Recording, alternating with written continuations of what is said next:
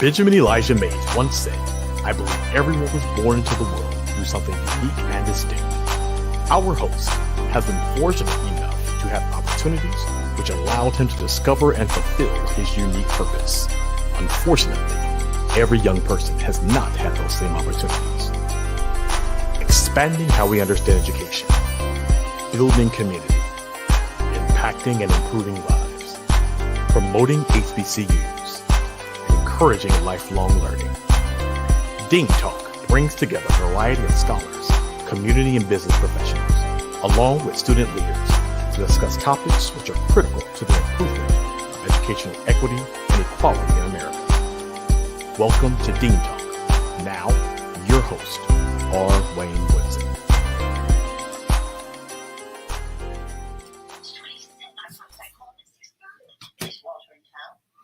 We are back. I am excited. It's season 3. I don't know where the time went. I don't know where season 1 and 2 went. It has just been a roller coaster. Thank you all for the first 2 seasons. We reached over 16,000 people in those 2 seasons with my show. So thank you so much. But this season, we're doing it a little different. So, I have a theme every single year. And this year's theme is education through a different lens. So we're going to be looking at things a little different, as you have seen with the current promotional items that are out. So today, entrepreneurs, the real deal, not what they might tell you in school. And then next Tuesday, I have Black male musicians that are representing every single genre, and we're going to get together to have a conversation. So I have to do all the announcements. It's just like church. My team would have a problem if I didn't. So first, I am doing a nonprofit workshop on Saturday. Good news, we were going to raise the price, but we are keeping that price at $99 this Saturday at 9:30. You can go to my website, rwaynewoodson.com, and register. This workshop is equally accessible to people who are interested in starting a nonprofit, those who have a nonprofit, those who work in a nonprofit.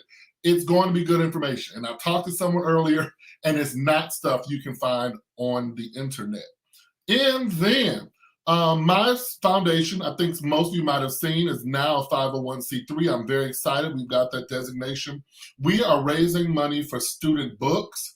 We have a $5,000 goal. You can go to the woodsonfoundation.org. You can cash out Woodson and Associates while you have put a little $ there, or you can email donate at the Woodson Foundation and we will send you information. So many students do not finish their degrees for a number of reasons, and books are expensive. If you're a science or technology major, you know some of those books are $300 or $400, and we want to remove that barrier to education. Next, the foundation is accepting new board members. You can email executive director at the Woodson Foundation. We are expanding the board and we are looking for diversity in all forms, ethnic, gender, everything. So look into that. And my clothing line has expanded. RWYN Apparel is now looking for brand ambassadors. We are revamping the entire line. So check out that website. That's rwyn.net for those announcements, for those items. And finally, we are always happy to support Java 365 Coffee. They have supported us since day one. This is a Black coffee company, and if you use the promo code Woodson20, you will get a discount. And I am so proud to say that the owner of the company is on my show today, but that they're also donating a portion of every sale back to my foundation. So that's all. You know, I don't like talking a lot. I am excited about today's show. I'm going to bring on my guest. Make sure you like and share this video while we're live, and it will be available on my platforms after the show. So without further ado, I will bring my team for today up. Hey, everyone. How are you all? We're good. Hello, everybody. Hey, everyone. I've gotten all the business out the way. So we'll start with DeAndre. Just tell the audience who you are, what you do, 3 minutes or less, and then we'll move right into the show. DeAndre? Okay, I didn't know what order you were going to pop us up in, so I had to make sure I was ready to be screen ready. But I am Dr. DeAndre Pickett, as R. Wayne started off by saying, the owner of Java 365, which is a part of a conglomerate group of businesses. So the mother company is Sexy Nerve Co., which again houses 357 Education Group, which is the education consulting organization. Depix Media, which is the media group. Then there's Java 365. There's Ebony Pen Consulting, which is the publishing company. And then, of course, Dap Talks, which is my public speaking.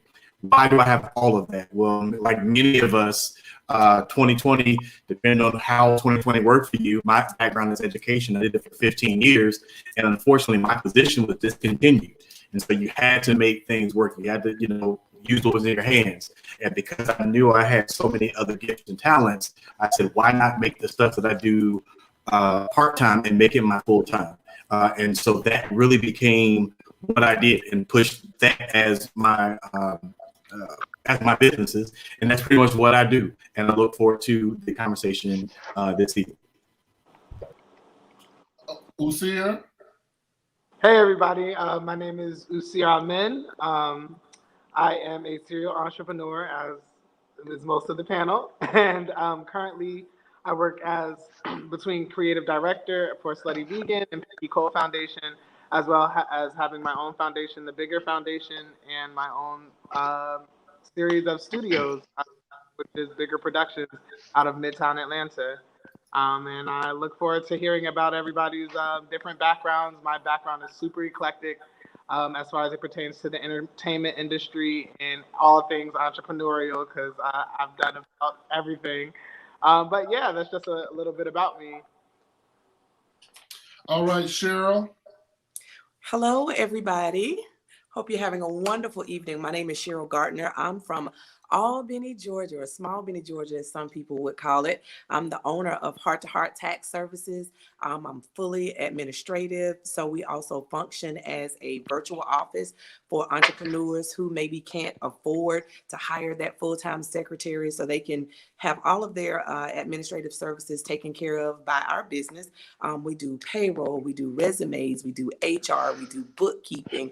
The bread and butter of the business, as is stated in the name, has to do with tax preparation. So we do that for both personal and businesses. I also, during the off season, work very heavily with entrepreneurs, making sure that all their paperwork is in order. I have found that we are some of the most creative people, but when it comes down to having what we need together to apply for lending, to get some of that PPP money, SBA stuff, that's where we fall short. So I work with entrepreneurs very closely to make sure that they have their foundation set and let them know what they can expect in terms of their bookkeeping, record keeping from the IRS, things that they need to take advantage of during the year. Because I always believe that if you start out with a plan at the beginning of the year, then your flow throughout the year is much, much better. And there's no surprises when it comes down to tax time. And so I'm super glad to be here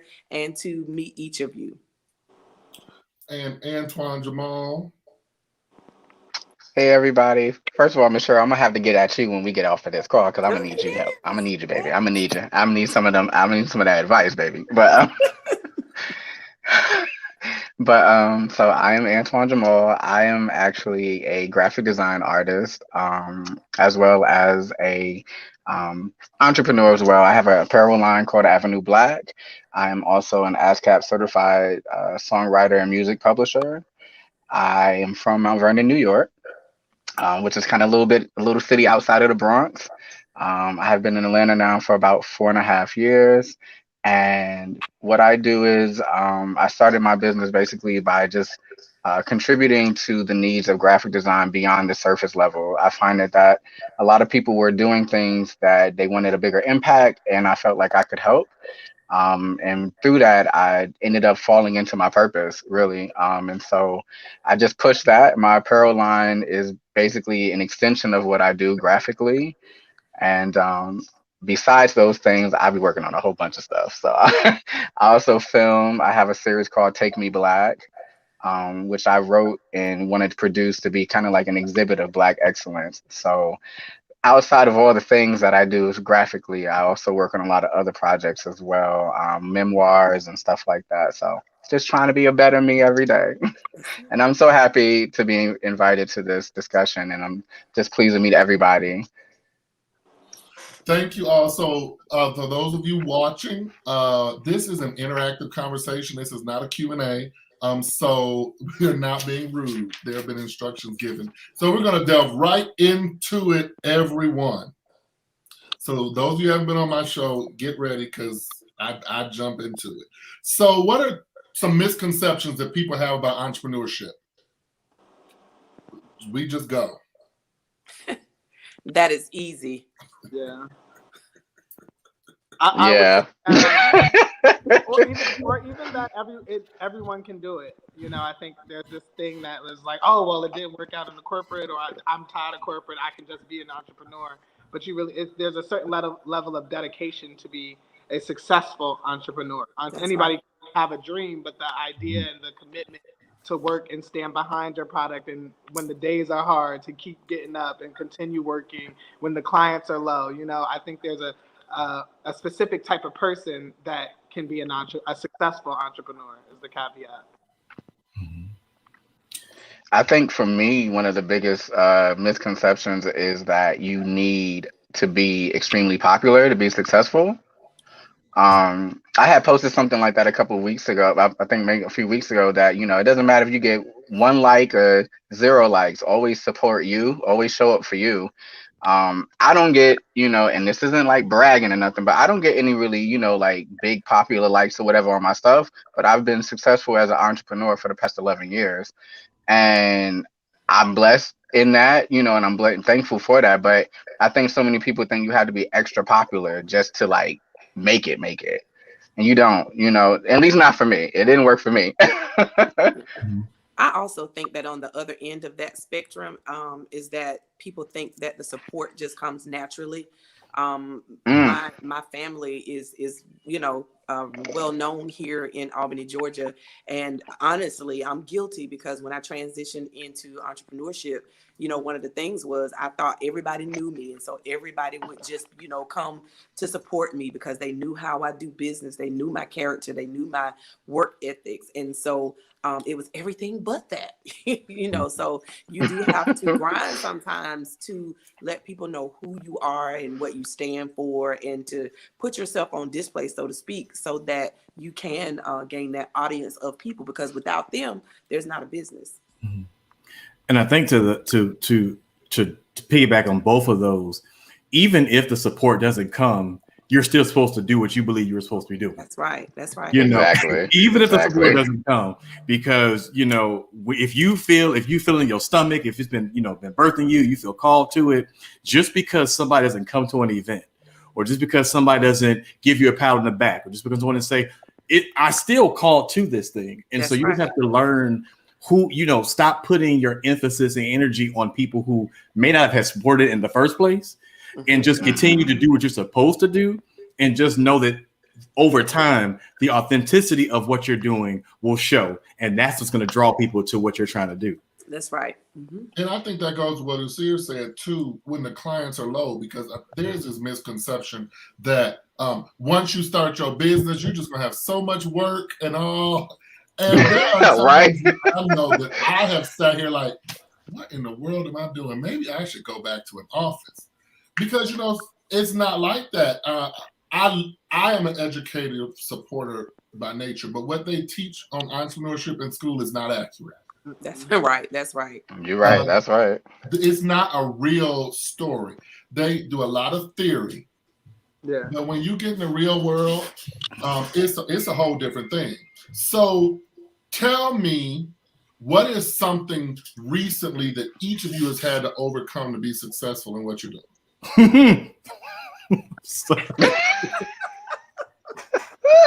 This is how we've reached 17,000 people in 2 years. Resources. Resources. It's not always there. So you can't get caught up in it's not. You have to figure out, what are you going to do if the resources are not there? That's right. And what are you going to, how are you going to make it work? And it's not always going to be there. Sometimes that person who was supposed to be a financial backer is going to back out. Sometimes you're going to have the vendor is going to get flooded or something happens. So how resourceful are you, and are you willing to ask for help? And so I've had to learn that over this journey. Like, listen, it's cool, it's your baby, but there are people who really want to help you succeed. And so don't get caught up in I got to do this by myself. I'm going to make it work. I'm going to struggle. No, you ain't got to struggle. If sometimes you have the resources, but every now and then you need to make sure that you ask for a little bit of help. And so that has been the challenge in the growth process for me. And you have to make sure it's the right people, because everybody who's trying to get on your coattails is not supposed to be there. Right. And sometimes some of these people should never have been involved. And we have to learn the hard way. I don't mind firing people I know. I have never had a problem with that. That's why I've been successful in higher ed. This isn't working out. But you have to know also, you have to use some discernment and figure out who's supposed to be there. Right. Because everybody that's in your circle is not in your corner. Right. Yeah, I think even on to that, Wayne, because I have a very specific, I think, kind of testimony as it pertains to like having the wrong people in the wrong positions, and really suffering some major blows because of that. I had, and that wasn't initially what I was going to talk about, but I had, because I do lack I would say I would lack the discernment and or the ability sometimes, because I want to see everybody win, and it's hard for me to fire people when it's hard for me to fire people. And I may know it from the day I'm supposed to fire them, but it'll be 2-3 months down the line. And now you have 2-3 passcodes to certain things. And now I'm giving you accesses to things. So in my situation, I had put some people in positions that actually stole from me and stole a lot of money from me. And I had to bounce back from that. But actually what I was going to talk about was in the position of international business, like the one that I created with my studios. My studio was supposed to be more of a co-working space, but then COVID happened.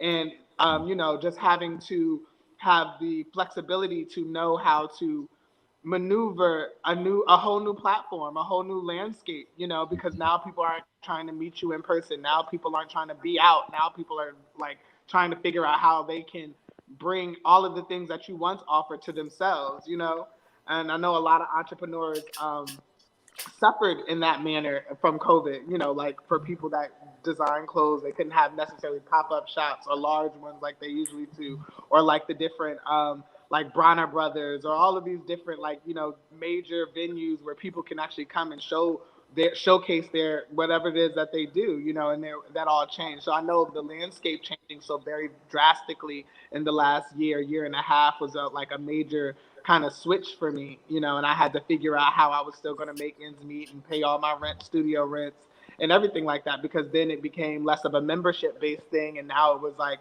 I had to get clients in and I had to book, and the landscape completely changed overnight, and that was a major thing for me. And I was wondering why your platform changed, because I was like, I thought this was a co-working space, but that makes perfect sense. I wouldn't want to be in a co-working space in the middle of COVID. It was like nobody was trying to co-work. Yeah, because I think even the Jasmine spot was closed for a lot of COVID. So yeah. Arwayne, I want to say my biggest challenge, honestly, with my business was overcoming myself. And that's in a couple of facets. Number one, I was working a 9-to-5 at the hospital. And so I was balancing, my 9-to-5 life with entrepreneurship. And it was just that, honestly, whether or not I was going to trust God enough or have the faith in myself to know what I bring to the table, and not be afraid, honestly, of who I was. And to say that, God, I trust you, because my business literally pushed me out of my 9-to-5 arena. And that was a challenge in and all of, myself. In addition to that, although I worked in the field, in taxes and administration and management for years, God allowed my business to be born in the middle of hurt and pain, because I was going through a divorce at the time.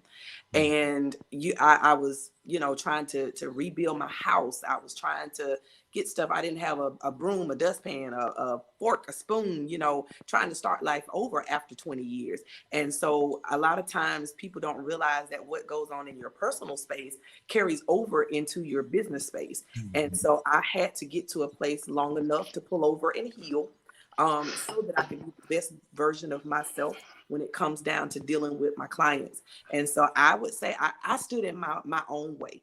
And the thing that finally manifested to me, that was my push on out the door for the 9-to-5, was the fact that my salary that I made at the hospital in 1 year, I was able to make it in 3 months in my business. And so I was like, after that, I was like, I'm done. I'm over it. I don't need any more convincing. I'm just, and this is with me just paying attention half of the time, working my business part-time. So just think of what I could bring to the table if I dedicated my entire self to pushing the business. So one of my biggest challenges was myself.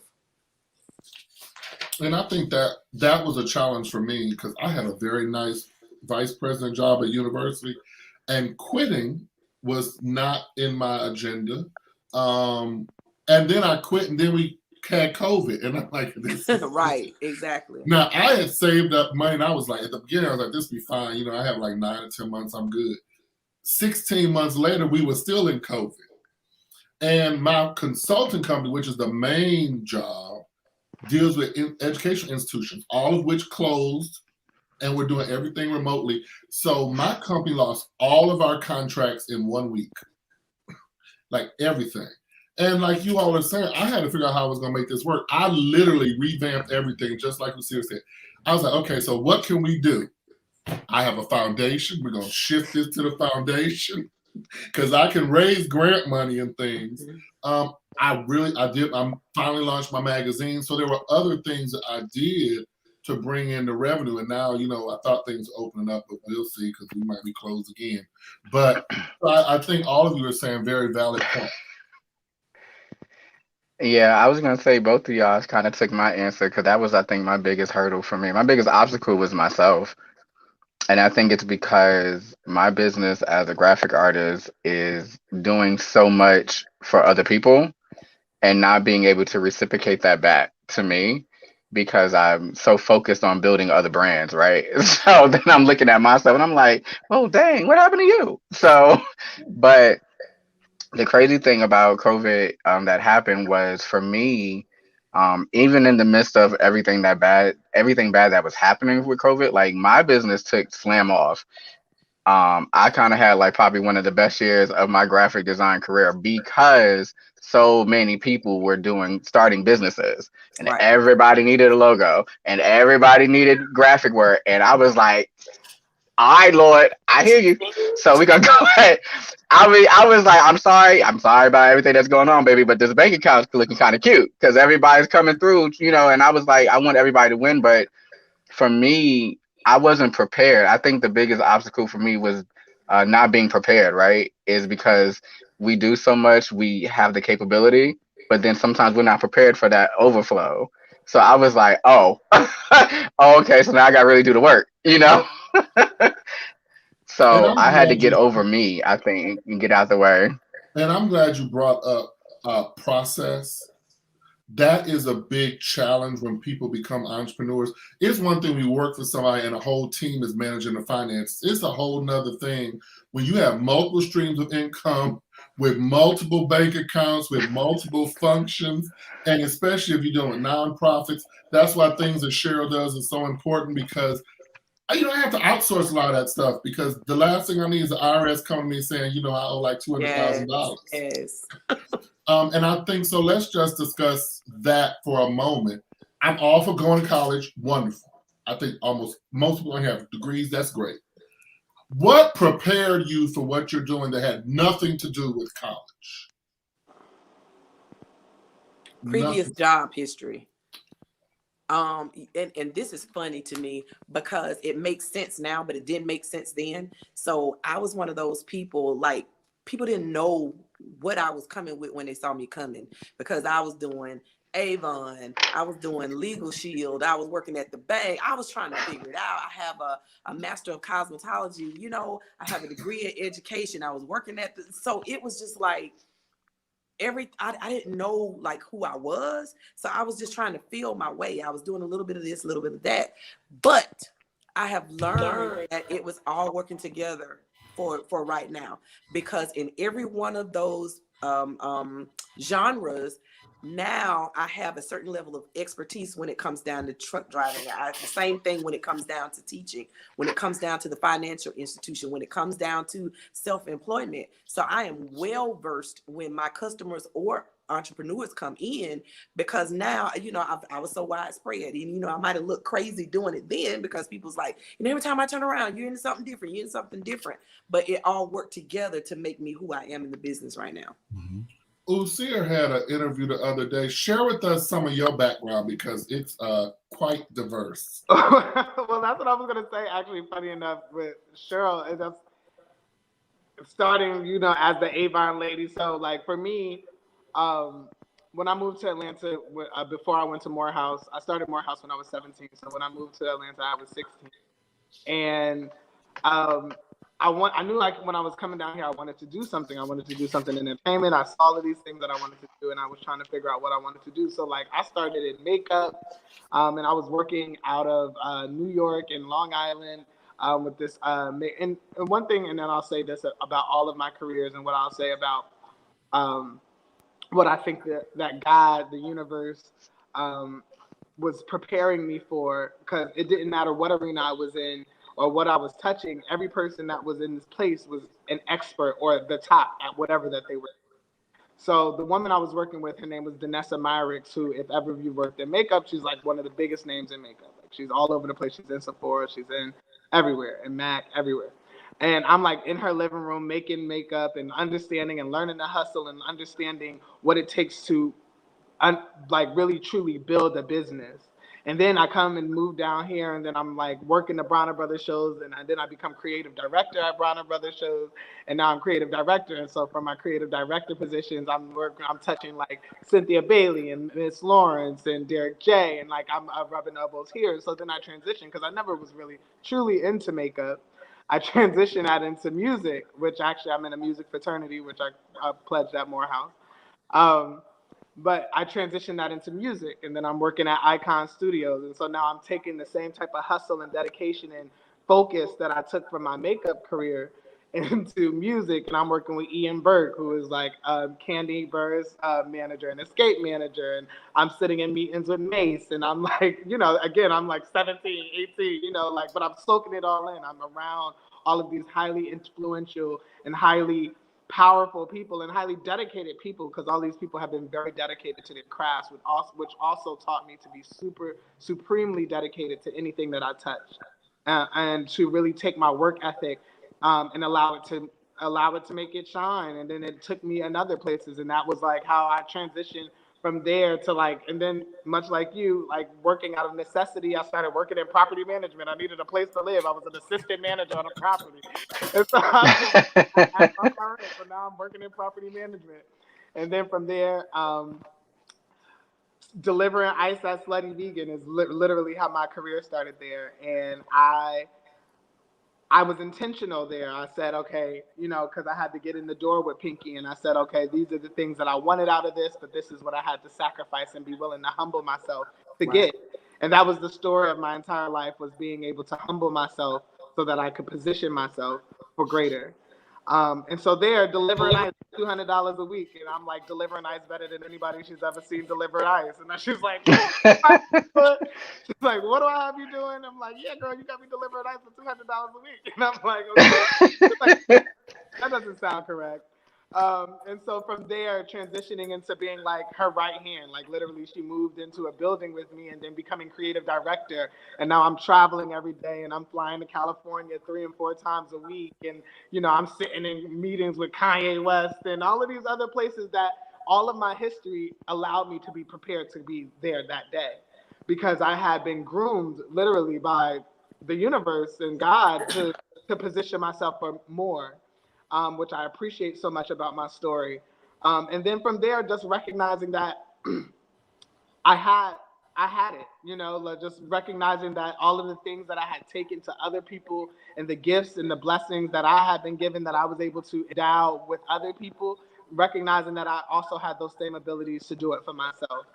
And then that was truly where I transitioned from being like a serial build your company person to I build my own company person, and now I'm sitting and I'm relatively successful in my studios, and I'm looking to purchase a building, and my foundation is taking off, and I'm looking to get state funding for helping other young Black and brown kids that are looking for, or don't necessarily know what they do with all this creativity inside of them and all of these things. They have it, but they don't know what to do with it, and then so often society kind of bogs things down and tells them to bottle it up and puts it in labels and tells it that should be here. But it's just like, no, you guys can do whatever you want to do.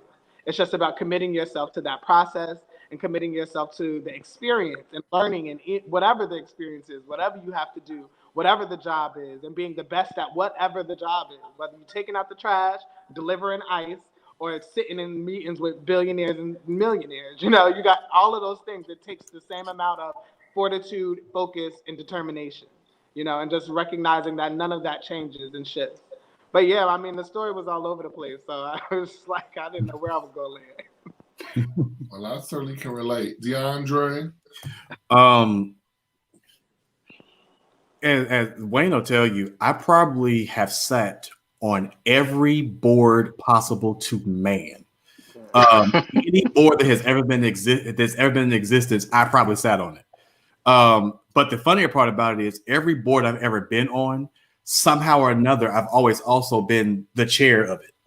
And so I've always learned it. What people understand, especially on these boards and these commissions, you learn so much about fundraising, you learn about finances, you learn about budgeting, you learn about how to actually how to run a company, meaning that you are the one who is helping make decisions, whether it be on policy, whether it be for instance, I sit currently as the board chair of a school. So we are responsible for the curriculum, we're responsible for the budget, we're responsible for the policies that actually the teachers and personnel have to go through. I serve as the chair right now of an advocacy organization. So we literally have to meet with state representatives and elected officials and so forth. I sit in a commission for a federal commission where we're appointed by the previous president, but we serve at the will and pleasure of whomever is the president at the time. And so all these opportunities, one of the things that I didn't mention last go around that I believe Antoine was talking about in the last one was one of the things I think so often though that hurts people is that you shortchange yourself thinking that you're not good enough because you're not in certain areas as other people.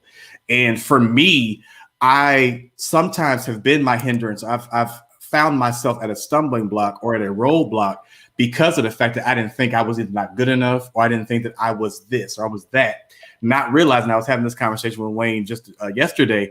I had a lunch with a friend of mine a couple of days ago, and we were talking about, he was like, you really are that dude. You just keep forgetting you are that dude, or you just don't know, like for real. I said, no, I'm not. He said, do me a favor. He said, find a politician in your phone right now and call. He said, I bet you they'll pick up. I said, no, they won't.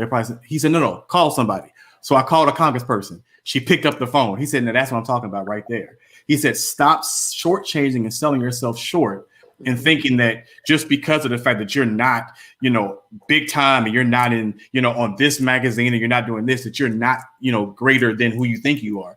And I think learning, to be, as Wasir was saying, in the room with these individuals, literally gleaning from them, learning from them, taking all that they have, sit in those rooms. A lot of my best positions, a lot of the best roles I had were volunteer roles that I had. Becoming an intern for something or just saying, listen, I'll work with you for this amount.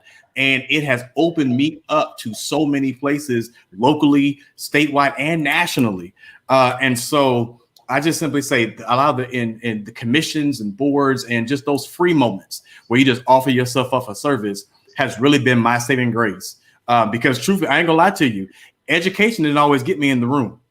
I'm very clear. I have 2 doctorates and they don't care who, they don't care. They just don't. And so sometimes just what it is about that who and getting that opportunity to get in that door. And so those have been the I think my greatest life lessons. And not to mention falling flat in your face has been an amazing life lesson as well. Yes. So it has been amazingly humbling, to say the least. You have something, Antoine? Y'all keep taking all my answers, so I don't even know what to say. It's a free flow conversation, so you don't have to have something for every point. But then that's fine, because what you all have just said leads right into this question that one of our viewers has. I can't answer this because I don't do it well. In what ways do you find to appreciate yourself and business while putting so much into your other brands? So I can't answer this because I don't do a good job of appreciating myself. Oh, I can answer that one. No.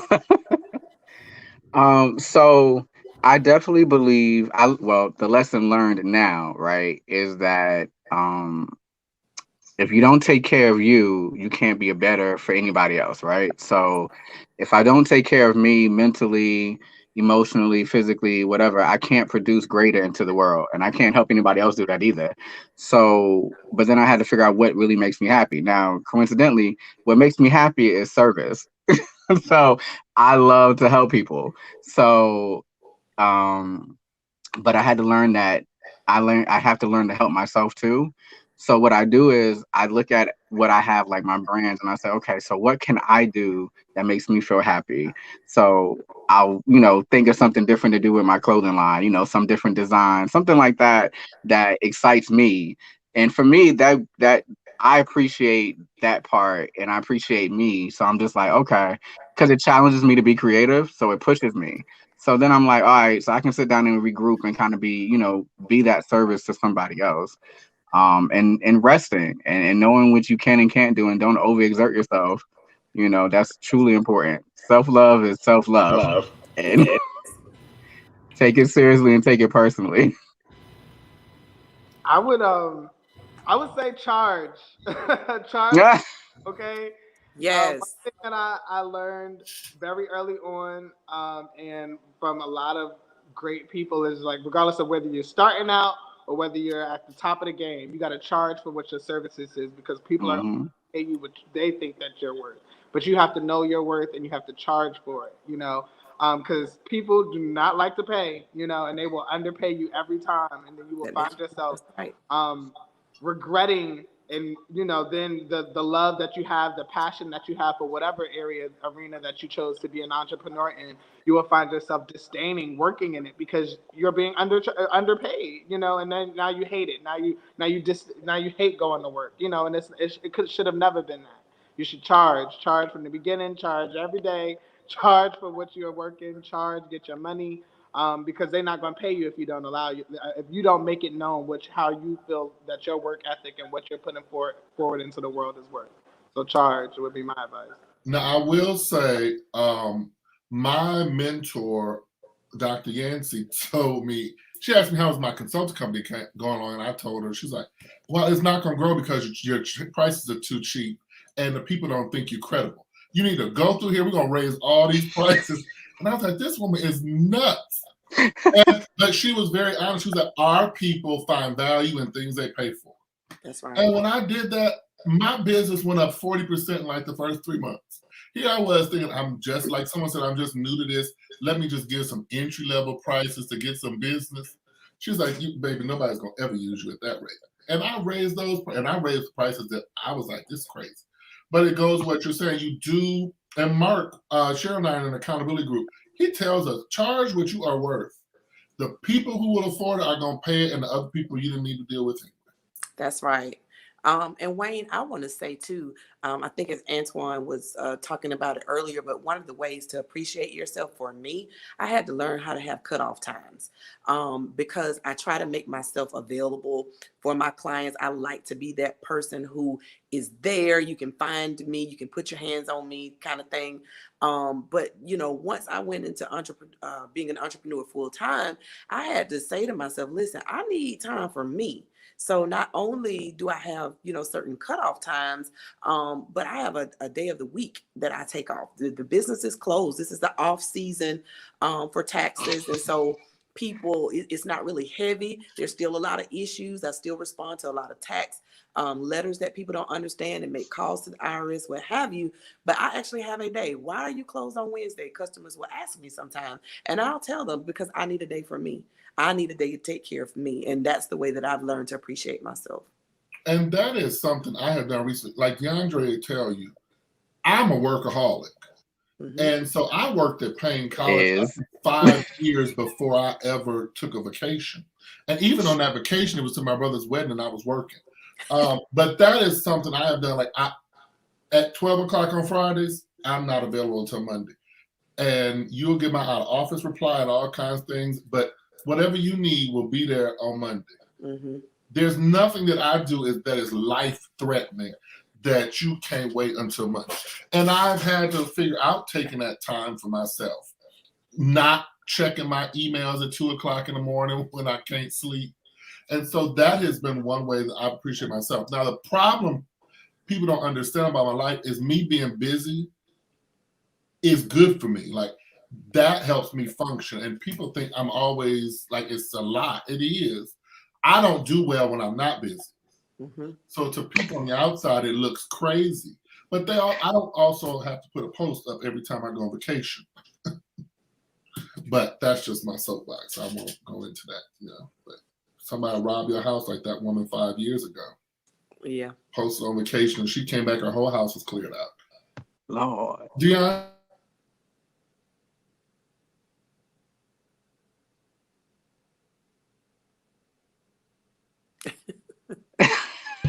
What happened to the house? Yeah, I think it was. He said he gonna take his self-care right now. Right. We commercial break. Man down. Well, I guess he was going to ask me if I had anything, and I don't necessarily have because I just finally took a break in 10 days. I just took a 10-day shutdown, nothing. I didn't answer emails. I finally did it.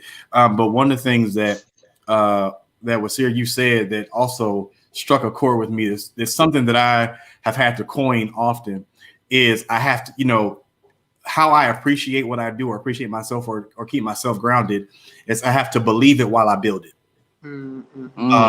You have to believe it while you build it. You have to believe it. I'm about to write that down. I'm gonna take that. That was a word, baby. Sometimes you really have to believe it until you build it, because sometimes you have to do like Cher was saying. Sometimes I may have to work in this particular position, learn all that I can until my business comes through. I might need to, if I know I want to go into my own.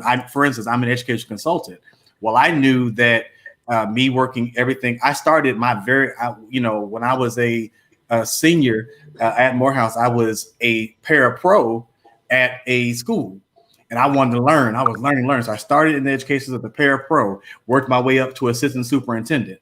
But there was still stuff. But I knew that through those journeys, I knew I wanted to make sure that I created relationships and partnerships. And so now I have partnerships and connectionships across the Southeast of the United States because I went to the different conferences. I went to different places. I used those same businesses, my old jobs when they were saying, hey, the Georgia Center for Nonprofits is about to do a training. You'll get certified in management. I'll take it because they're paying for it. I'll get a full. I use their money to help my certifications. And when I left there, I still was certified. And so I learned all that. And so just realizing that sometimes these positions and these jobs that you're going through, their goal is to help you. They're going to help you through their process, but you got to still believe it. Just because they happen today, they happen tomorrow. It's not. It may take a couple of years, but I got to believe it while I build it. And as long as I keep believing in it and keep building it, then we'll be able to do like Wayne just did it and bounce back. Right. Right. Okay. For the bounce back. Right. I want to add to that, Tiandre. I'm sorry. Did I cut you off, Antoine? No, go ahead. Okay. I just wanted to say that is such the testimony of how I ended up in this business that I'm in right now, because I started off as a tax preparer for Liberty Tax, and I just took it because it was something I was interested in doing. And when I tell you that the local ownership that had it at the time, they groomed me to the point where when the opportunity came for me to part ways and break contract, I knew now how to start my own business simply because of the opportunity that I had with them. While I was with them, they taught me, of course, how to prepare taxes. They flew me back and forth to Virginia Beach to conferences when they needed somebody to get in license for insurance. I took the test. I was the only one in the business that got licensed as a health and life insurance person. I was doing their legal shield. I was doing everything for them. So much so, like I said, when they decided to part ways and corporate took over, my contract wasn't with corporate. My contract was with local ownership. So I was like, you know what? I'm about to do my own thing. And I kept the voicemail transcription. The owner, not somebody that owned the franchise, but I'm talking about the owner, the big kahuna, actually called me and said, hey, we're revamping the franchises in that area, and I want to know, would you be willing to take over that task for us? And it was at that moment that I was able to say, wait a minute, clearly these people see something in me that I'm not even paying attention to myself. I had other franchise owners that was in the area that were calling me saying, hey, rather than you start your business, why don't you come and just manage my office and I'll pay you what you want, da-da-da-da. And so I'm like literally struggling, like, do I take these opportunities or do I stick with building from the ground up?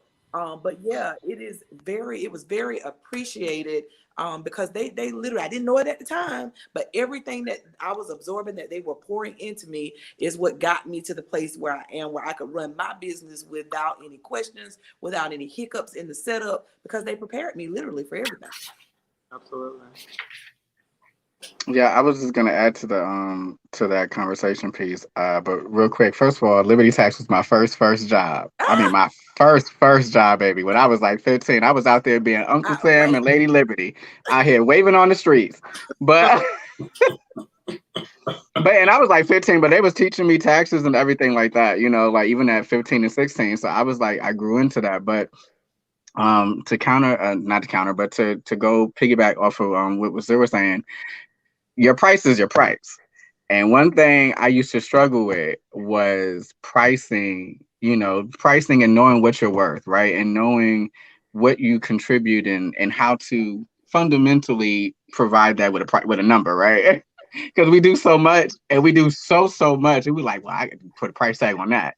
And I struggle with that, I think, more here when I moved here to Atlanta. Now I actually moved from Virginia Beach. That's crazy. But I moved from Virginia Beach and I was working for McDonald's and I actually took over a store here in Atlanta as a GM. And everything that I learned in business, I went to school for business. My degrees are in business, but I never like functioned in it on that type of level until I became a GM. You know, when you got to really fire people, you got to hire folks, you got to train folks, you got to drive around.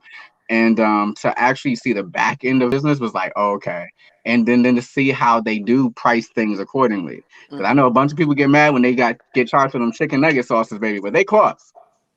And they cost money, baby. I know, because I used to get them. You get one with me. But it taught me how to price my business accordingly and how to function in the business atmosphere and that, that arithmetic to do that. So, but what he was saying was like knowing your worth and putting a price tag on that is so important. And a lot of entrepreneurs I know struggle with that, like knowing what to say, being scared to say too much, too low. My old professor said, listen, people are going to do what they want to do. They're going to pay for what they want to pay for. So don't sell yourself short, thinking that you're not worthy of what they're going to pay somebody else. Right. Because that's what they're going to do. They got it to pay somebody else. They don't want to pay you because they know you. And he was like, act like you don't know them and charge them exactly what you're supposed to and keep it pushing. And if they got it, they will do it because the people that really want your service and really want to support you will do that with no questions asked. So that was definitely key what he said about that, because I know that's something I personally struggled with.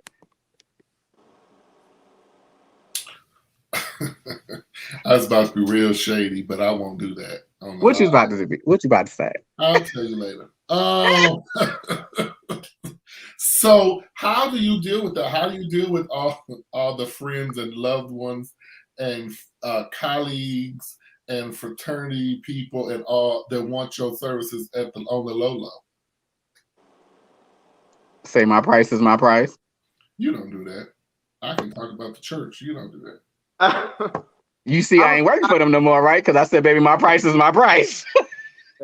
I would be honest. I still struggle with that. I think that it's easier for me when they're just regular clients. But I am, like, as we've discussed, I'm a pretty giving person. It's like, I got the people that they want the free extra hour, or they need free lights, or just. But my ideology is, if it doesn't cost me anything, I'm willing to give it. Now, when it costs me my time, when it costs me energy, things like that, I'm more apt to be a stickler for my price. But for the most part, a lot of things, I'm given a lot of leniencies in what I do to be able to gift, because it doesn't necessarily cost me anything. Yes, there are add-ons because I want more money, or I believe that I should be able to get more money in certain spaces. But for people that I would consider friends, family, thing like that, I'm more giving in that capacity. And I think that's a very good point that you just made. And I think I'm going to really start rethinking it. If it's not costing me anything, then I might be a little more flexible. I think good, because you've seen me. Like, this is it. Like, but that is because a lot of the earlier parts of my career, people wanted me to do everything for like the low. Yeah. And I would sit there sometimes like, I have been working on this for 9.5 hours. And these people only pay me this. And I'm like, this ain't gonna work. Right. And so I think there is a balancing act with what you should be worth, and then sometimes people and their budgets and things, you'll make adjustments. Or like DeAndre and I, we exchange services. Bartering. Yep. Right. Yeah, bartering. Yeah. Quite often. Yeah. And I think that's beneficial because that is also saving money from my business expenses. And what I will also tell you, Wayne, is I still struggle with serious saying. I still struggle with it. Now I'm good at telling you what you're not going to do. What Right. you're not going to do is shortchange yourself. Now I can do that very well. But as far as B, like I'm a sucker at times, and I try to still work through that. But there's been many occasions and times where I've told Wayne, like, no, you're not gonna let them shortchange you. You're gonna call them, you're gonna price this, and you ain't gonna accept it. If I find that, I promise you, I'll call them myself and I'll email them myself and I'll tell them this. And then he's like, well, didn't you just? We ain't talking about me. We're talking about you. And so I'm still learning that through me. But I do like what he said. Like, listen, if it's not costing, if it's not tearing me that, but I do need to reconsider and rethink some of that stuff because I do shortchange myself a lot. Mm-hmm. No, I mean, I believe it's nice to be nice, right? And I'm not doing this because, I do it because that's what God allowed me to do. I didn't go to school for designing. I didn't go to school for none of that. And I just, that's just what the gift he gave me. So I only do the price is my price thing when I know that they trying to really shortchange you, because some people would prey on that, Right. Right. And sometimes you just got to slide that resume across the table a little bit and just be like, hey, but just a little bit, but, not in a cocky way, just letting you know, hey, I'm not cocky, but I am confident in where I come from, what I've done and what I can add and contribute. So don't come at me like I'm just like a random off the corner, cause that's not why you came to me in the first place. So it's nice to be nice. I don't believe that you should keep everything to yourself, especially if your spirit is really all about everybody winning, because there's a benefit to that. That is where your blessings really come from. I've helped a lot of startup companies and stuff like that literally had nothing. And I didn't go in there and be like, well, this is my price. But you have to be careful with that because people will see that on you and take advantage of you with you not knowing what to price your stuff accordingly. Antoine, there's been a couple of times I've told people to Google me. Oh, I'm good for it. Look me up on the internet.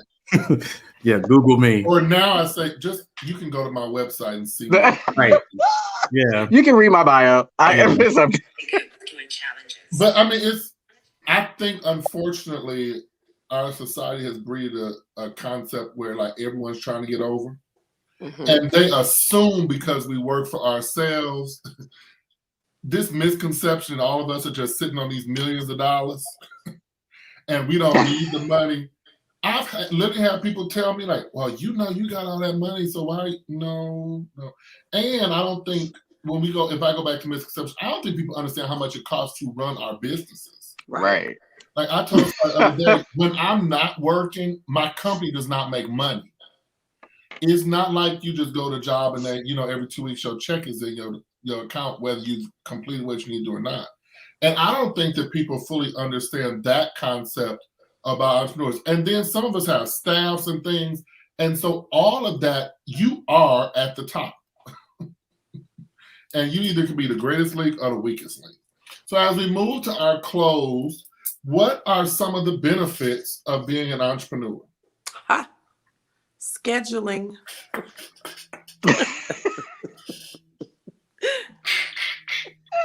Yeah. That's true. That's being able to be really in charge of your own life, regardless of I think there's a certain, it's exhausting. I think it's more exhausting than working a 9 to 5, but there's a certain yes that comes with at the end of every day. When it has been a successful day, there's it's just not like, oh, the business won or, oh, I made somebody else some money. It's like, yes, the things that I am doing, the things that I am sacrificing, the life that I am choosing to live is worth it. That there's a certain, I think there's a certain peace in that. I get, for me anyway, especially, again, not necessarily coming from an entrepreneurial background and having parents that didn't spend all that money on me to go to Morehouse to think that I was just going to do whatever I wanted to do, you know.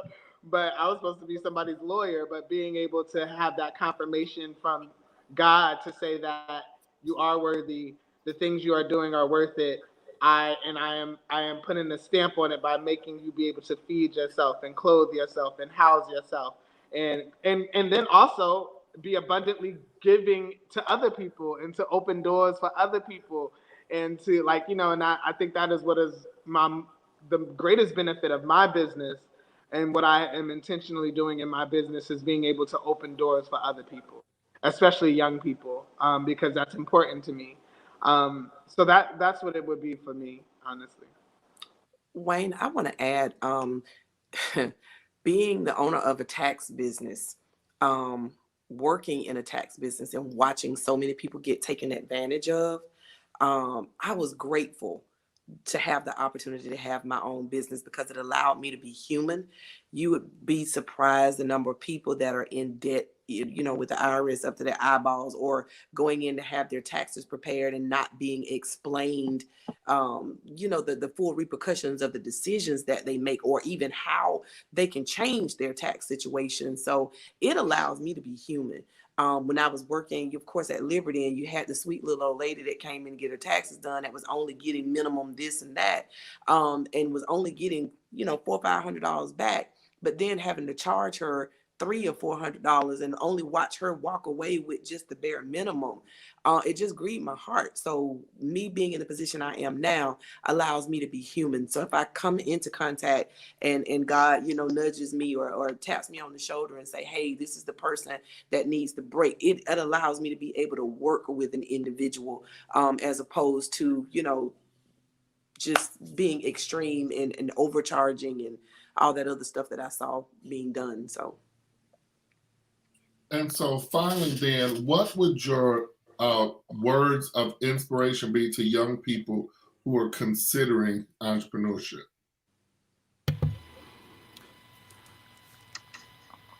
Man, I don't right now. I don't think I have a lot of inspirational words. I'll just say this, and hopefully it'll touch somebody. I learned in becoming an entrepreneur, and it kind of ties into both questions. It allowed me to practice what I call my E3 model. So E3 is experiment, evaluate, then execute. Being an entrepreneur, it allows me the ability to experiment with my creativity. As Antoine was saying, I didn't go to school for production, but I do it. I didn't go to school for media and to